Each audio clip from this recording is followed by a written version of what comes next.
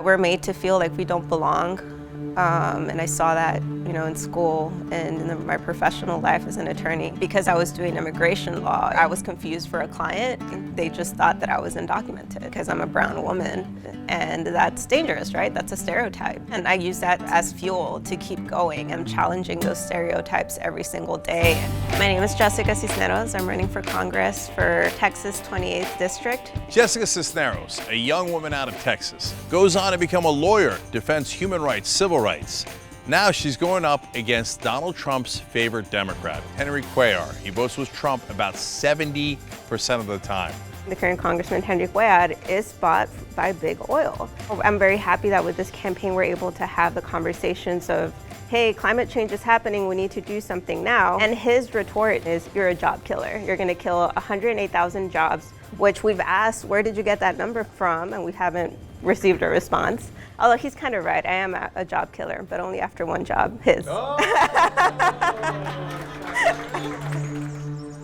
This is my church. I come here every Sunday when I'm not out of town for campaign purposes. I am a Democrat and I am a Christian woman, and I'm very proud of that. And we try to live through the teachings of the Bible, and that's why, my sister's a doctor now, because she wants to help other people too. I'm a lawyer because I want to help people. I'm running for Congress because I want to help people. I was born and raised in Laredo, Texas. I'm the proud daughter of Mexican immigrants. Everybody here has an immigrant story. Any person you talk to right outside this door will tell you how they came to the United States, and it might have been recent immigrants or maybe a few generations down, but everybody has that. So over to my right, they set up a supposedly temporary tent courthouses to house asylum seekers coming from Mexico to petition their case. It's confusing to me, and it's frustrating, infuriating, and it's fucking, just exhausting. We're on the U.S. side, and Mexico is right behind us. That's actually my hometown, Laredo, Mexico, but I was brought to the U.S. when I was 5. So I'm a dreamer and been almost 20 years here. I was driving a vehicle that had an expired registration. We passed by a police officer. He ran the plates. He pulled us over. They asked me for my identification. All I could provide was my Mexican consulate ID. And they basically just waited for Border Patrol to show up. I was taken to the Laredo Processing Center up in North Laredo. The South Texas Detention Complex is where I was detained from February 9th to March 23rd. It gives you a different perspective of how the society looks towards you. And I try to remain as calm as possible. But in reality, I was scared shitless. My entire family, my friends, everything is here in the United States, in Laredo. And this is the only life I've known since I was 5. We're only here to seek, a better life for ourselves, just like your parents may have come here to seek a better life for you. I knew that I needed to get an education so I could advocate for people that look like me and the community that I love. Me being an immigration attorney during the age of Trump, I can bring in that professional experience of being the barrier between this administration's hateful agenda and, again, the communities that I love. I really like knocking on doors because every time we do it and we have a positive interaction with somebody, it goes directly against that myth that we are so conservative and that we're happy the way things are. Oh, there's the doggy. My name is Jessica Cisneros. I'm running for Congress. I know you're trying to hold the dog out, but I hope you consider us come March 3rd. We're actually running against Henry Cuellar. That one was a tough one. She was trying to hold back her dog from escaping. The one thing you want people to know, once you leave, is the March 3rd primary date.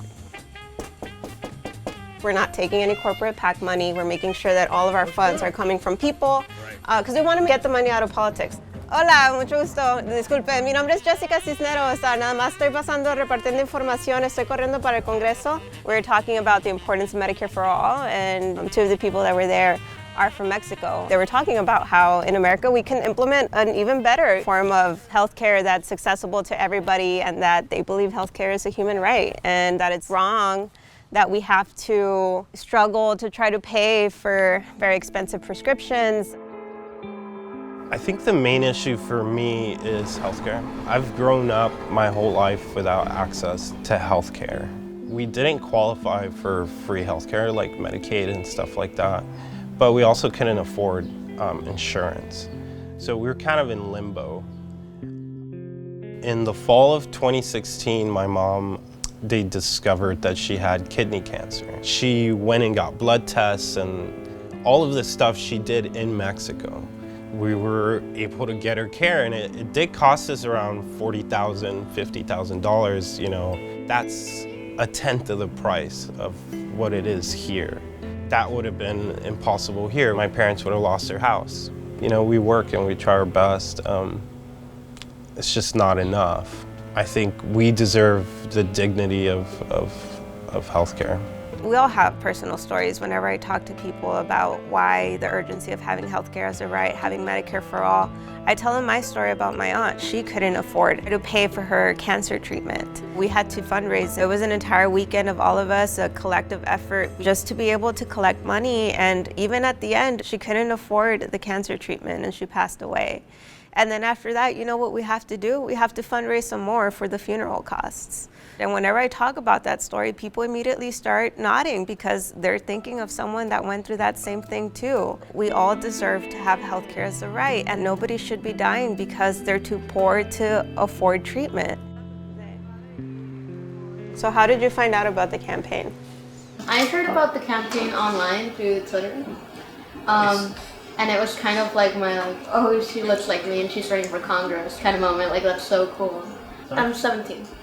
And are you even going to be able to vote in this primary? Right, so I'm not, but and that's awesome that you're helping. Someone like me shouldn't be in the spaces that I am in, but to me this emphasizes the point of why I'm doing what I'm doing and why I'm taking up these spaces and why I'm standing up. If there's a silver lining to all of this is that all of a sudden you see people like me running for office where traditionally there weren't. If it's gonna inspire the next wave of leaders, then we're already winning, and that's super inspiring and hopeful to see.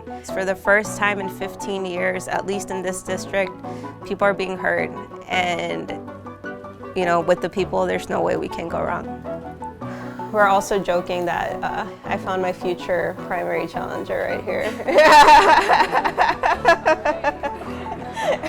But I was like, at that point, if she were to like challenge me, it's like, all right, I'm not doing my job. Like, I'll bow out at that point. Like, yes, democracy in action.